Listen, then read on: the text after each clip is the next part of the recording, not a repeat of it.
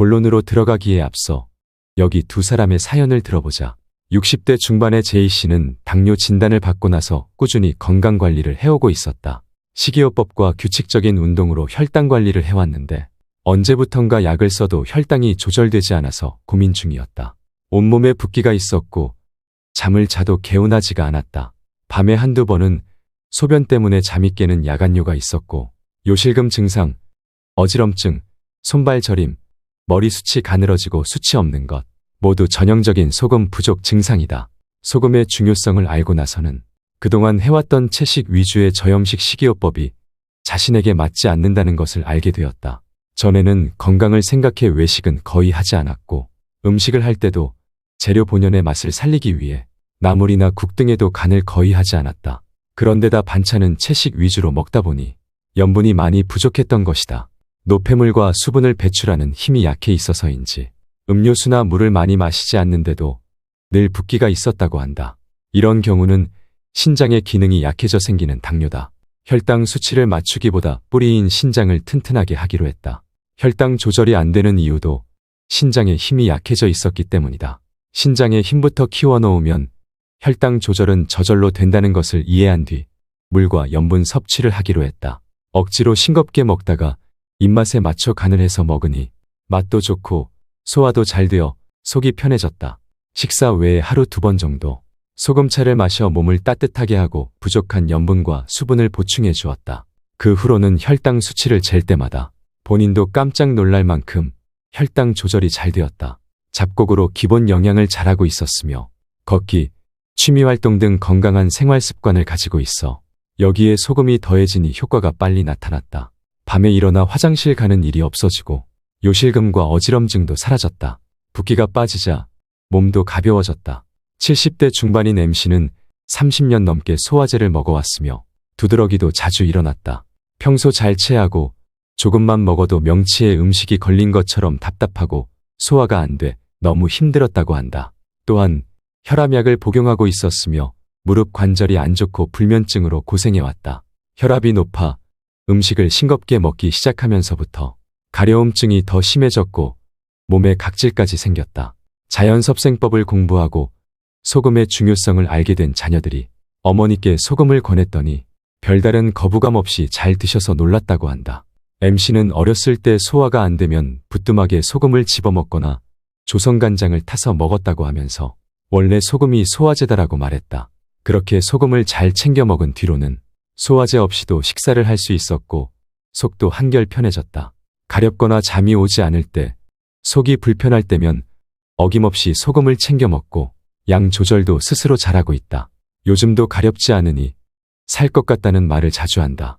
매일 소금 챙겨 먹은 지 10년이 지났고 80대 중반인 현재까지 큰 병 없이 건강하게 생활하고 있다. 우리 몸을 흘러다니는 물은 소금물이다. 그래서 피와 땀, 눈물 모두 짜다. 분비물뿐 아니라 뼈와 살, 혈액에도 소금이 들어있다. 소금은 인체의 구성 성분이면서 조직과 조직, 혈액과 세포, 뇌와 신경을 두루 연결하는 데 필수 성분이다. 논란의 여지 없이 살기 위해선 소금이 반드시 필요하다. 소금이 없으면 숨을 쉴 수도 근육을 움직일 수도 없고 영양분을 소화시킬 수도 몸이 음식을 받아들일 수도 배설을 제대로 할 수도 없다. 호흡도 체온 조절도 안 되고 두뇌 활동도 불가하다. 그럼 왜 의사들은 소금을 처방하지 않는 걸까? 방식은 다르지만 이미 오래전부터 병원에서는 소금을 쓰고 있다. 사실 소금을 가장 많이 쓰는 곳이 바로 병원이다. 먹어서 보충하는 방식이 아니라 정맥에 직접 주사하는 방법으로 아픈 사람이 병원을 찾을 때 가장 많이 맞는 수액이 바로 생리식염액, 즉 소금물이다. 기초수액은 특별한 약물이 들어있는 것이 아니라 염화나트륨 용액이다. 가장 많이 쓰는 0.9% 생리식염액은 1000ml 중 염화나트륨의 함량이 9g이다. 수액을 맞고 난 뒤 기운이 나고 컨디션이 회복되는 것은 수액 안에 있는 특별한 약물 때문이 아니다. 수액 자체로 어떤 약리 작용을 해설하기보다 전해 질과 나트륨 농도가 맞아 피가 돌면서 노폐물을 짜내고 독소가 배출되어 생기를 되찾는 것이다. 나이 들수록 입맛이 짜진다고 하는데 이는 감각이 둔해져서만은 아니다. 생명활동이 왕성할 때는 짜내는 힘도 좋지만 나이 들수록 물기가 부족해지고 굳으면서 짜내는 힘이 약해진다. 전립선 이상, 요실금 등이 생겨 소변 조절이 안 되고 침이 마르거나 땀 조절이 안 되며 눈이 시려 눈물은 흐르고 생식기의 분비물은 말라간다. 수분이 부족해져 호르몬이나 소화액 분비도 잘 되지 않는다. 살면서 쌓인 원통함이나 후회, 회한 등으로 메말라가면서 뇌는 사막처럼 되기도 한다. 수분은 염분과 함께 움직인다. 염분이 있어야 수분이 조절된다. 짜게 먹는 것은 가난한 시절에 생긴 습관 때문이 아니라 실제 짠에는 힘이 더 많이 필요해 생기는 자연스러운 현상이다. 몸속 기관뿐 아니라 뇌에도 독소가 쌓이면 치매나 뇌혈관 질환이 생길 수 있다. 찌꺼기가 많아 점성이 높아진 혈액을 밀어내려면 혈압 역시 그만큼 높아질 수밖에 없어. 나이가 들면 어느 정도 혈압이 높아지는 것이 자연스러운 현상이다. 과학적 근거는 정말 과학적인가?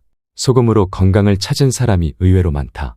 저염식이 대세인 분위기에서 짜게 먹으면 유별스럽다고 생각하거나 심지어 이상한 종교에 빠진 것처럼 색안경을 끼고 보는 사람까지 있어 드러내놓고 말하지 않을 뿐이다. 하루 섭취 권장량 기준으로 몇 배에 달하는 엄청난 양의 소금을 먹고도 고혈압은커녕 오히려 혈압이 조절되고 당 수치가 좋아지는 등 건강을 찾은 사람의 이야기를 어렵지 않게 들을 수 있다. 수치화하고 통계화한 데이터 작업은 하지 않았지만 실제로 좋아진 사람의 사례는 놀랄 정도로 많다. 특수한 경험을 일반화시키는 것이 아니냐. 데이터가 없으니 과학적 근거가 없는 것 아니냐고 말하는 사람도 있을 것이다.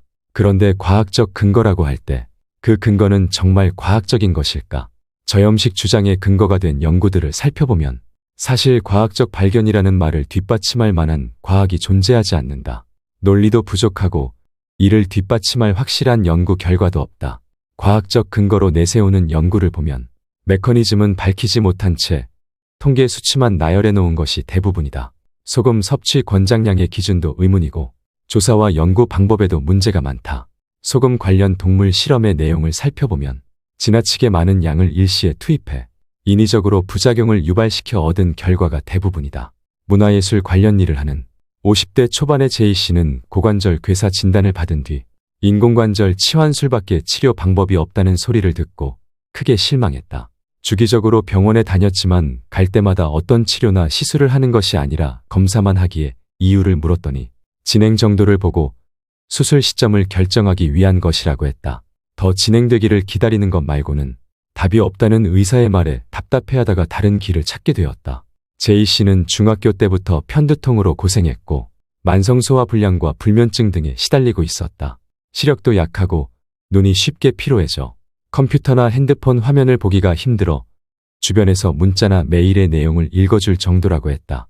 타고난 예민한 기질 때문에 어쩔 수 없는 거라 생각하며 포기하고 지내왔지만 고관절 문제는 그럴 수가 없었다. 통증도 심했고 걷기도 힘들어 활동 자체가 불가능하기에 더 절망스러웠다. 우리 몸의 모든 조직과 세포는 끊임없이 재생되는데 몸이 그 일을 잘할 수 있도록 조건을 만들어줘야 한다. 재생에 필요한 재료를 공급해주고 몸을 따뜻하게 만들어 혈류가 잘 흐르도록 해주고 충분한 휴식과 잠도 필요하다. 염증이 있거나 손상당한 부위는 회복될 때까지 가능한 쓰지 않는 것이 좋다.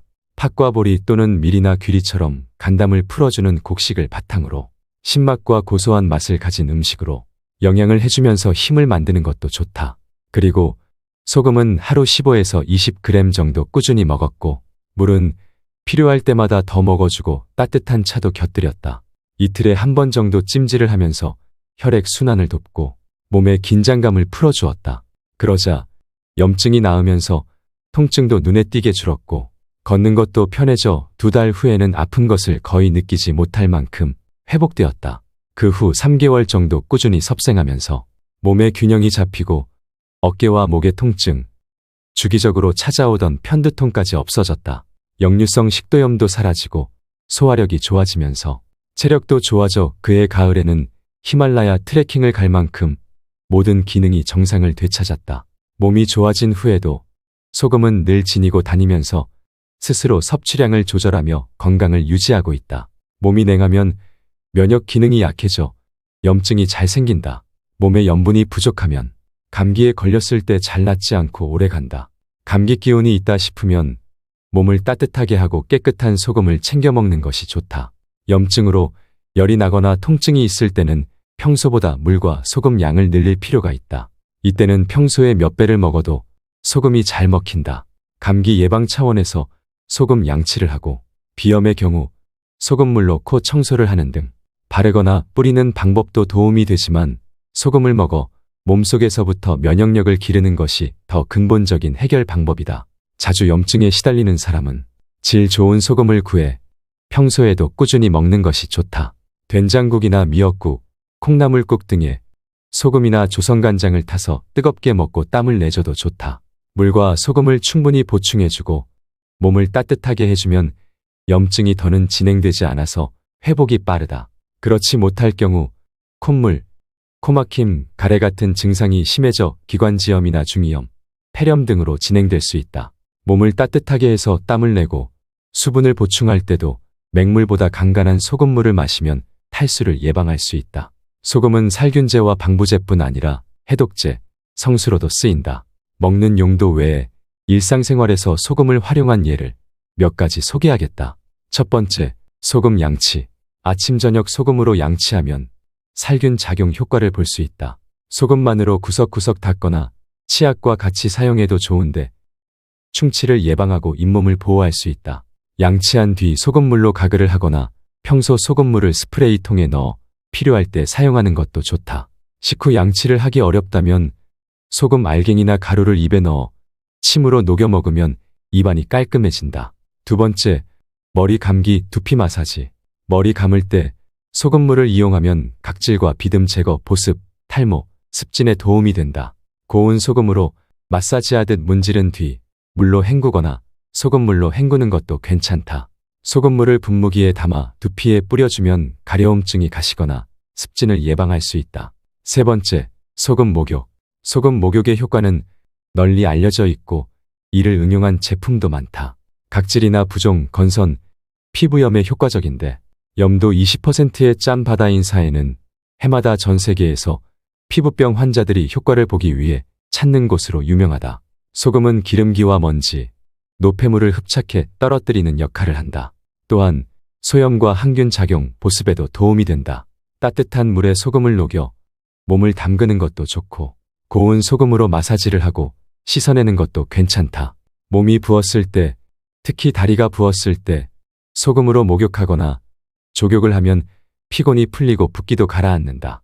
미인의 대명사인 양귀비와 클레오파트라도 목욕할 때 소금을 사용했다고 전해진다. 네 번째, 소금 세안. 고운 소금이나 죽염을 손에 넣고 물을 떨어뜨려 개어준다. 그리고 얼굴에 문질러준 뒤 씻어낸다. 세안할 때 마지막 헹구는 물에 소금 한 숟갈 정도를 넣어 녹인 뒤 그 물로 얼굴을 두드려 흡수시켜준다. 다섯 번째, 숙취 해소. 술을 마시기 전이나 마시고 나서 소금을 먹으면 술의 불기운, 즉 화기를 다스려 숙취 해소에 도움이 된다. 술은 강력한 화기로 확산시키는 성질이 있어 몸속 수분이 빨리 고갈되기 때문에 물과 소금이 더 필요하다. 평소 소금을 꾸준히 먹으면 숙취로 고생할 일도 없고 과음도 하지 않게 된다. 소금을 두려워하는 첫 번째 세대가 우리다. 의료계나 학계뿐 아니라 모든 매체가 총동원되어 나트륨 섭취를 경고하고 있다. 정부기관까지 나서서 저염식을 홍보하는 것을 보면 과학적으로 확실한 근거가 있을 거라는 생각이 든다. 그런데 관련 연구를 아무리 찾아봐도 논리적 근거를 찾아보기가 어렵다. 미국 음식평론가 제프리 스타인가트는 지금 세대를 세계 창조 이후 소금을 지나치게 두려워하는 첫 번째 세대라고 부르며 소금에 대한 지나친 걱정을 비판한다. 또한 미국의 공중보건기관이 소금을 싫어하는 이유를 알아야 되겠다고 마음먹고 지난 10여 년간 소금과 고혈압 관련 의학 연구 결과를 찾아 읽었지만 연구 결과를 다 읽은 뒤에도 그럴듯한 근거를 찾을 수 없었다라고 하면서 이제는 소금에 대한 오해를 풀어야 한다고 말한다. 저염식을 주장하는 쪽에서는 소금은 적게 먹을수록 좋고 최소한의 소금으로 생명 유지가 가능하다고 주장한다. 그러면서 그 근거로 문명화되지 않은 원시 부족은 만성질환에 걸리지 않는다는 사실과 그 원인으로 소금 섭취량이 적다는 점을 들고 있다. 그런데 여기에는 중요한 허점이 있다. 원시 부족에게 만성질환이 나타나지는 않지만 평균 수명이 30에서 40대로 너무 짧다. 고혈압 등 심혈관계 질환, 당뇨와 같은 만성질환은 보통 노화와 동시에 진행되는 경우가 많은데 원시 부족은 만성질환이 나타나기 전 이른 나이에 사망한 셈이다. 소금을 따로 먹지 않는다는 에스키모인도 고혈압이 없는 것으로 유명하지만 평균 수명이 40대를 넘기지 못한다.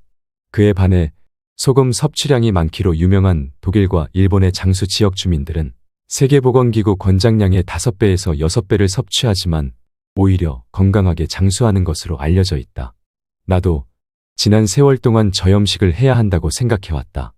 그래서 계속 저염식을 하다 보니 음식의 맛도 나지 않고 힘들기만 했다.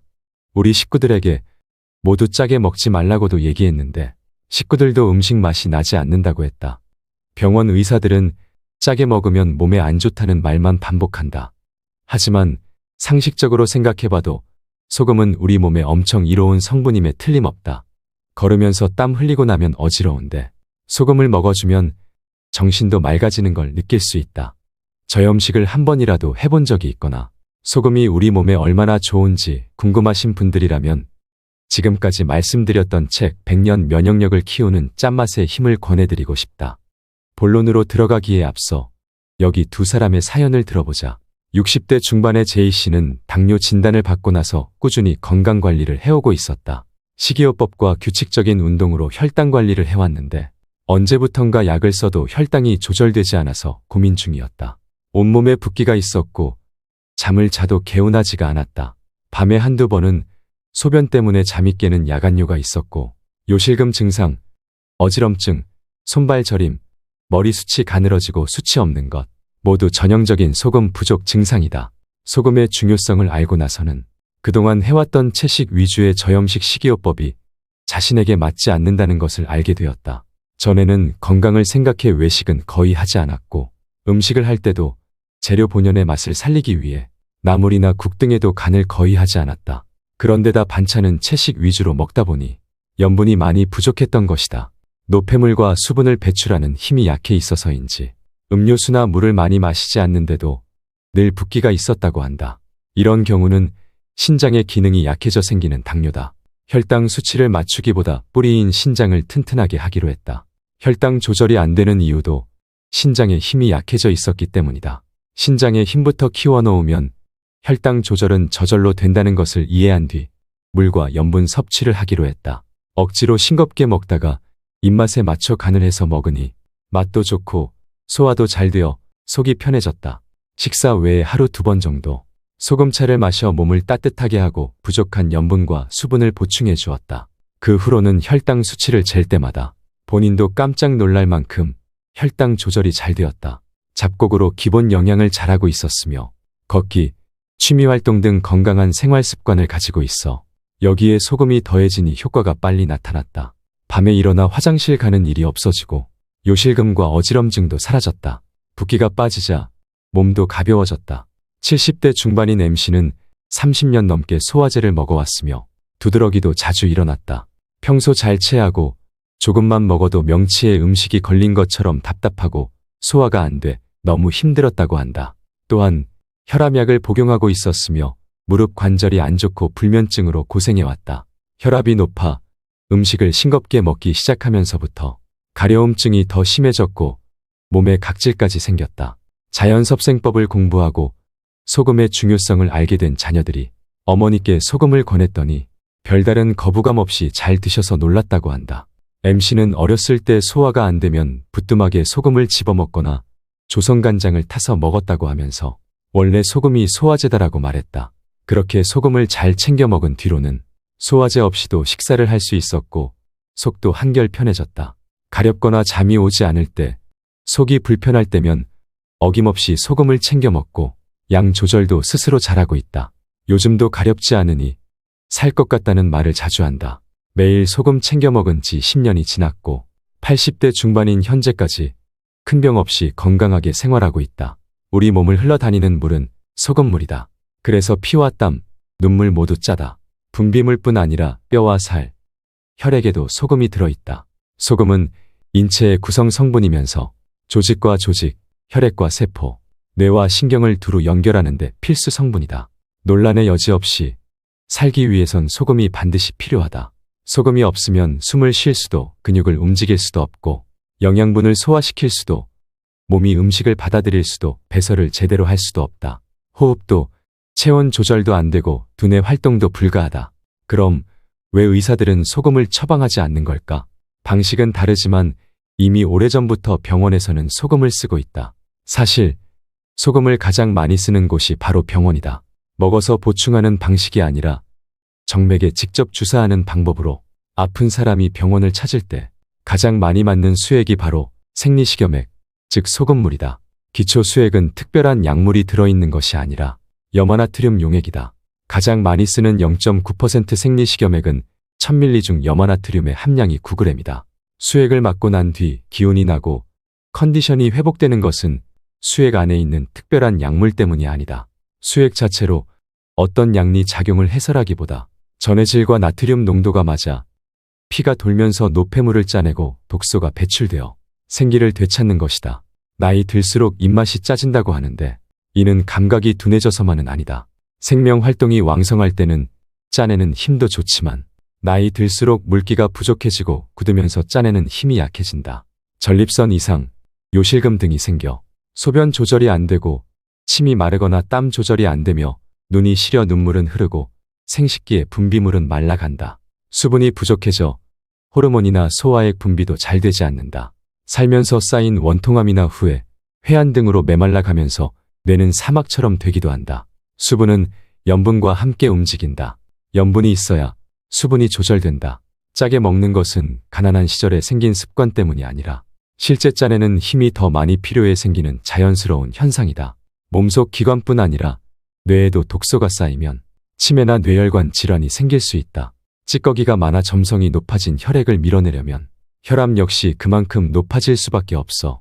나이가 들면 어느 정도 혈압이 높아지는 것이 자연스러운 현상이다. 과학적 근거는 정말 과학적인가?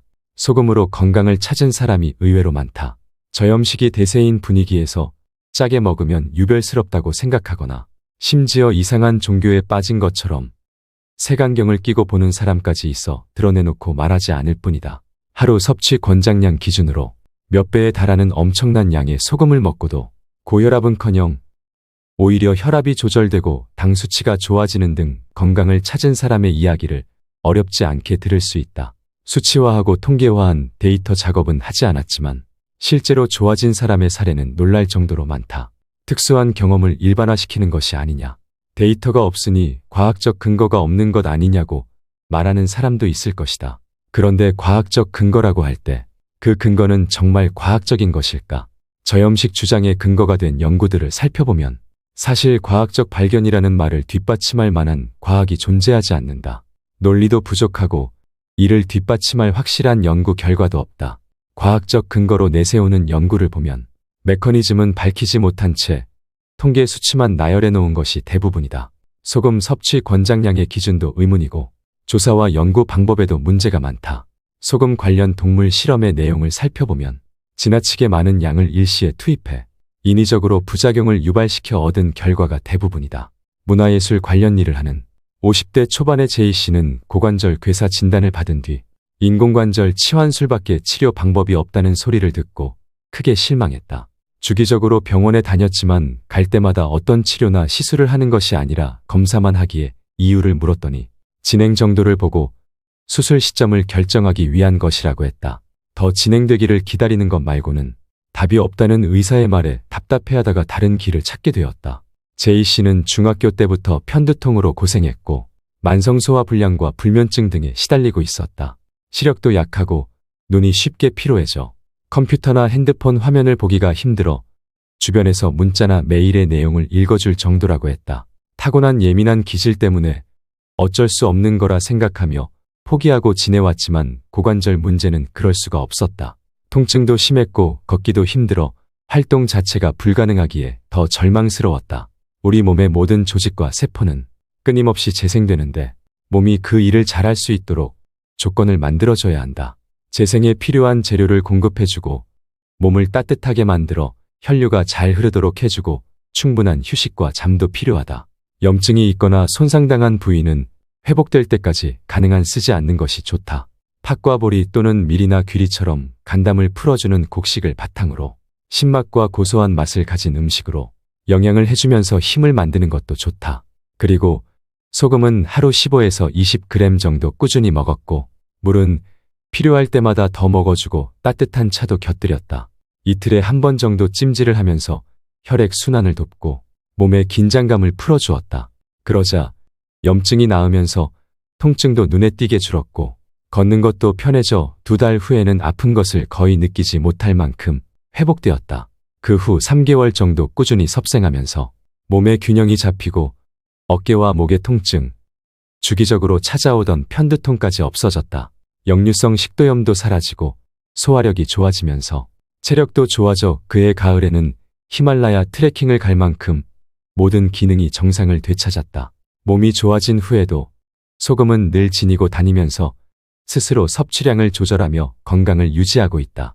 몸이 냉하면 면역 기능이 약해져 염증이 잘 생긴다. 몸에 염분이 부족하면 감기에 걸렸을 때 잘 낫지 않고 오래 간다. 감기 기운이 있다 싶으면 몸을 따뜻하게 하고 깨끗한 소금을 챙겨 먹는 것이 좋다. 염증으로 열이 나거나 통증이 있을 때는 평소보다 물과 소금 양을 늘릴 필요가 있다. 이때는 평소에 몇 배를 먹어도 소금이 잘 먹힌다. 감기 예방 차원에서 소금 양치를 하고 비염의 경우 소금물로 코 청소를 하는 등 바르거나 뿌리는 방법도 도움이 되지만 소금을 먹어 몸속에서부터 면역력을 기르는 것이 더 근본적인 해결 방법이다. 자주 염증에 시달리는 사람은 질 좋은 소금을 구해 평소에도 꾸준히 먹는 것이 좋다. 된장국이나 미역국, 콩나물국 등에 소금이나 조선간장을 타서 뜨겁게 먹고 땀을 내줘도 좋다. 물과 소금을 충분히 보충해주고 몸을 따뜻하게 해주면 염증이 더는 진행되지 않아서 회복이 빠르다. 그렇지 못할 경우 콧물, 코막힘, 가래 같은 증상이 심해져 기관지염이나 중이염, 폐렴 등으로 진행될 수 있다. 몸을 따뜻하게 해서 땀을 내고 수분을 보충할 때도 맹물보다 간간한 소금물을 마시면 탈수를 예방할 수 있다. 소금은 살균제와 방부제뿐 아니라 해독제, 성수로도 쓰인다. 먹는 용도 외에 일상생활에서 소금을 활용한 예를 몇 가지 소개하겠다. 첫 번째, 소금 양치. 아침 저녁 소금으로 양치하면 살균 작용 효과를 볼 수 있다. 소금만으로 구석구석 닦거나 치약과 같이 사용해도 좋은데 충치를 예방하고 잇몸을 보호할 수 있다. 양치한 뒤 소금물로 가글을 하거나 평소 소금물을 스프레이통에 넣어 필요할 때 사용하는 것도 좋다. 식후 양치를 하기 어렵다면 소금 알갱이나 가루를 입에 넣어 침으로 녹여 먹으면 입안이 깔끔해진다. 두 번째, 머리 감기 두피 마사지. 머리 감을 때 소금물을 이용하면 각질과 비듬 제거, 보습, 탈모, 습진에 도움이 된다. 고운 소금으로 마사지하듯 문지른 뒤 물로 헹구거나 소금물로 헹구는 것도 괜찮다. 소금물을 분무기에 담아 두피에 뿌려주면 가려움증이 가시거나 습진을 예방할 수 있다. 세 번째, 소금 목욕. 소금 목욕의 효과는 널리 알려져 있고 이를 응용한 제품도 많다. 각질이나 부종, 건선, 피부염에 효과적인데 염도 20%의 짠 바다인 사해는 해마다 전 세계에서 피부병 환자들이 효과를 보기 위해 찾는 곳으로 유명하다. 소금은 기름기와 먼지, 노폐물을 흡착해 떨어뜨리는 역할을 한다. 또한 소염과 항균 작용, 보습에도 도움이 된다. 따뜻한 물에 소금을 녹여 몸을 담그는 것도 좋고 고운 소금으로 마사지를 하고 씻어내는 것도 괜찮다. 몸이 부었을 때, 특히 다리가 부었을 때 소금으로 목욕하거나 조욕을 하면 피곤이 풀리고 붓기도 가라앉는다.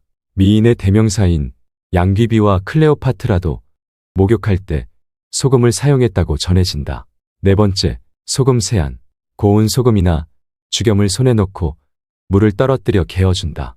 그리고 얼굴에 문질러준 뒤 씻어낸다.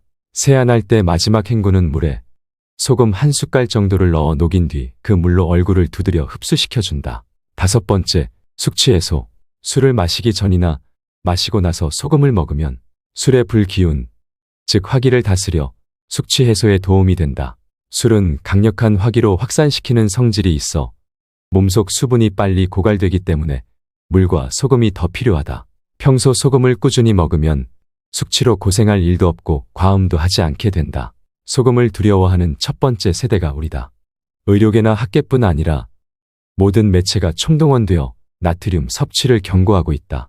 정부기관까지 나서서 저염식을 홍보하는 것을 보면 과학적으로 확실한 근거가 있을 거라는 생각이 든다. 그런데 관련 연구를 아무리 찾아봐도 논리적 근거를 찾아보기가 어렵다. 미국 음식평론가 제프리 스타인가트는 지금 세대를 세계 창조 이후 소금을 지나치게 두려워하는 첫 번째 세대라고 부르며 소금에 대한 지나친 걱정을 비판한다. 또한 미국의 공중보건기관이 소금을 싫어하는 이유를 알아야 되겠다고 마음먹고 지난 10여 년간 소금과 고혈압 관련 의학 연구 결과를 찾아 읽었지만 연구 결과를 다 읽은 뒤에도 그럴듯한 근거를 찾을 수 없었다라고 하면서 이제는 소금에 대한 오해를 풀어야 한다고 말한다. 저염식을 주장하는 쪽에서는 소금은 적게 먹을수록 좋고 최소한의 소금으로 생명 유지가 가능하다고 주장한다. 그러면서 그 근거로 문명화되지 않은 원시 부족은 만성질환에 걸리지 않는다는 사실과 그 원인으로 소금 섭취량이 적다는 점을 들고 있다. 그런데 여기에는 중요한 허점이 있다. 원시 부족에게 만성질환이 나타나지는 않지만 평균 수명이 30에서 40대로 너무 짧다. 고혈압 등 심혈관계 질환, 당뇨와 같은 만성질환은 보통 노화와 동시에 진행되는 경우가 많은데 원시 부족은 만성질환이 나타나기 전 이른 나이에 사망한 셈이다. 소금을 따로 먹지 않는다는 에스키모인도 고혈압이 없는 것으로 유명하지만 평균 수명이 40대를 넘기지 못한다. 그에 반해 소금 섭취량이 많기로 유명한 독일과 일본의 장수 지역 주민들은 세계보건기구 권장량의 5배에서 6배를 섭취하지만 오히려 건강하게 장수하는 것으로 알려져 있다. 나도 지난 세월 동안 저염식을 해야 한다고 생각해왔다.